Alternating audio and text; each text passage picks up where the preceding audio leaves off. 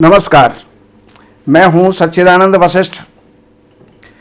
और सज्जनों, व्यक्ति का शरीर है और शरीर जो है मशीनरी है।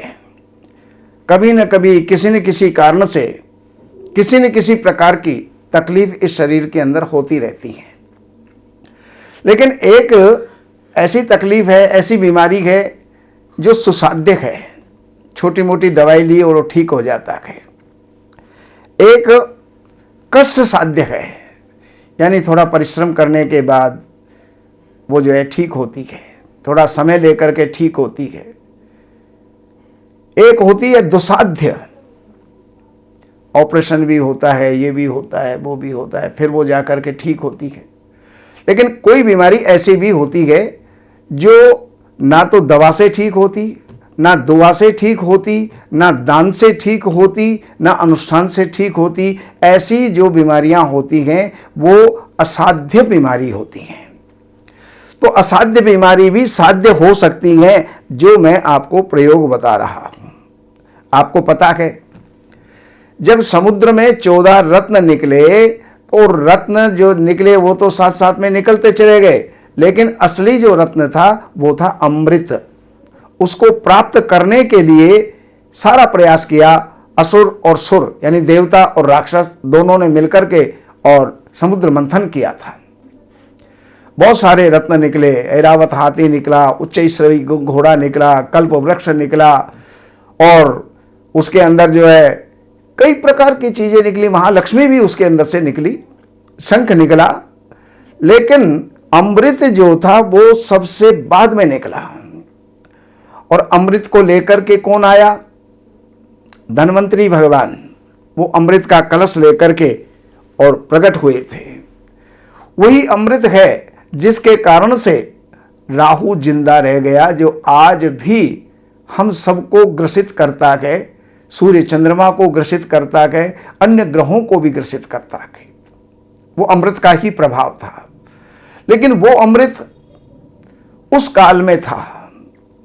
लेकिन आज के समय पर अगर असाध्य बीमारी हो जाए तो उसमें कौन सा अमृत काम करेगा? देखिए, वो भी अमृत है। चंद्रमा के अंदर भी अमृत है, आपकी वाणी में भी अमृत है। और जब आप पूजा करते हो तो उस समय पर कहते हो पंचामृत से भगवान का स्नान कराओ। तो पंचामृत का मतलब 5 अमृत। और वो 5 अमृत कौन से हैं? गाय का होना चाहिए। आप अगर कोई भी किसी भी थैली का दूध ले लिया तो उसमें कोई पता नहीं होता गाय का है, भैंस का है या अन्य जानवरों का भी है। तो यहां पर गाय का दूध हो, प्योर गाय का दूध हो, उसी से जो है दही मथ करके और दही बना करके उसमें से दही लिया गया हो और उसी का मंथन करके और उसमें से घृत लिया गया हो। तो दूध, दही, घी, ये जो है तीनों चीज गाय की होनी चाहिए।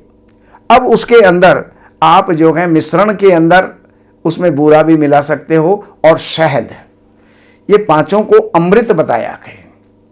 तो ये नित्य प्रति बना करके और आप एक मंत्र है जो धन्वंतरी जी ने स्वयं बताया है, अच्युत अनंत गोविंदा, अच्युतानंद गोविंदा नामोच्चारण भेषजात। यानी अच्युत, अनंत और गोविंद, ये 3 अक्षर एक साथ बोलिए। धन्वंतरी जी ने कहा है नामोच्चारण भेषजात नश्यंति सकला रोगा, सारे रोग नष्ट हो जाते हैं। सत्यम सत्यम वदाम्यहम्, मैं सत्य कह रहा हूं, मैं सत्य कह रहा हूं। और यह किसी और का वाक्य नहीं है, ये भी धन्वंतरी भी भगवान के 24 अवतारों में से एक हैं और उन्होंने ये बात कही है। अगर ये चीज आपको सुलभ है तो बहुत बढ़िया बात है, और अगर सुलभ नहीं है तो फिर क्या करें? गुरुची, जिसको आप गिलोय भी कहते हैं, वो भी अमृत होती है। उसका एक नाम संस्कृत के अंदर अमृता भी है। तो गुरुची से और दूध, दही, घी, शहद ये गाय वाले अगर आपको मिल जाएं तो उसके अंदर गुड़ूची का चूर्ण मिला करके, गिलोय का चूर्ण मिला करके, और आप जो है भगवान धन्वंतरी का ध्यान करके, अग्नि जला करके, और उसके अंदर अगर आप इन द्रव्य की आहुति देते हैं, अच्युतानंद गोविंद नामोच्चारण भेषजात नश्यन्ति सकला रोगा सत्यम सत्यम वदाम्यहम, इस मंत्र से आप आहुति दीजिए, इसी मंत्र का उच्चारण कीजिए, तो आपका जितने भी जो रोग हैं वो सकल रोग शांत हो जाएंगे। अब इसी में संदर्भ में एक बात और बताता हूं। आप कोई भी दवाई लेते हैं, देसी लेते हैं, अंग्रेजी लेते हैं, होम्योपैथी लेते हैं, आप उसको जो है हाथ में रख करके 11 बार मात्र केवल आपको उच्चारण करना है। क्या? अच्युतानंद गोविंद, अच्युतानंद गोविंद नामोच्चारण भेषजात नश्यन्ति सकला रोगा सत्यम सत्यम वदाम्यहम।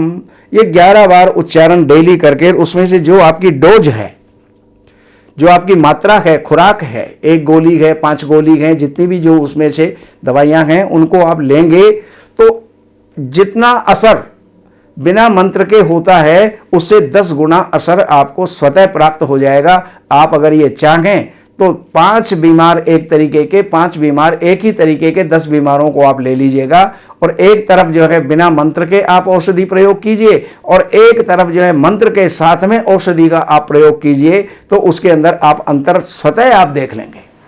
यानी वो बहुत जल्दी ठीक होगा और वो धीरे ठीक होंगे। तो इसका प्रयोग करके आप लाभ उठा सकते हैं। बाकी जानकारियों के लिए इन नंबरों पर संपर्क करके, कार्यालय से अपॉइंटमेंट लेकर के और कार्यालय की सेवाएं अर्पण करके जो भी आप जानना चाहते हैं, जो भी आपकी समस्या है उसका समाधान आप प्राप्त कर सकते हैं। नमस्कार।